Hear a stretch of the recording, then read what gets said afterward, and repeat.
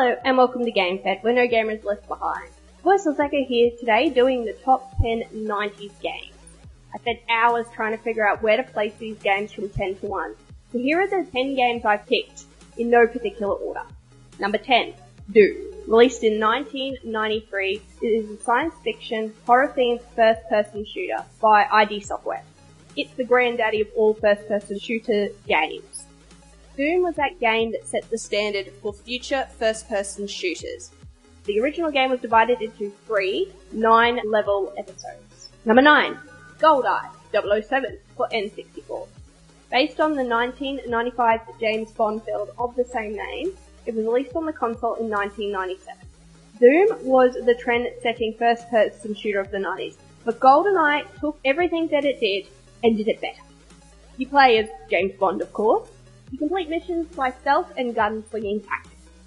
Number 8, Final Fantasy VII. Released in 1997, the first Final Fantasy game on a non-Nintendo system. Final Fantasy VII is an epic 4-disc-long RPG with a groundbreaking 3D graphics for its time. The story follows Cloud Strife, a mercenary who joins an eco-terrorist organization to stop the world-controlling mega-corporation.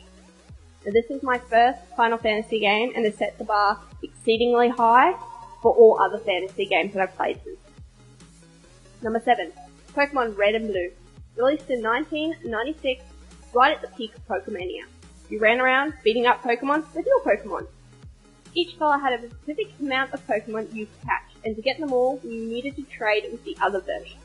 This game was my childhood. I still have both my red and blue versions, and will never erase my original team on my blue version, as I did catch them all with the help of my red version. Number 6, Super Metroid, released in 1994 on the SNES. It was a side-scrolling platformer shooter. Set on the planet Zebes, Samus has to rescue a baby Metroid from Ridley. Along the way, Samus runs into old foes of Ridley and Mother Brain. Number 5, Sonic the Hedgehog 2, released in 1992. Sonic 2 ramps up the speed and attitude with a new spin dash mode and a whole lot of sidekicks. Sonic 2 was a system-defining game for the Sega Genesis. Number 4, Banjo-Kazooie, released in 1998 for the N64. It was a game developed by Rare and has now been re-released for the Xbox One.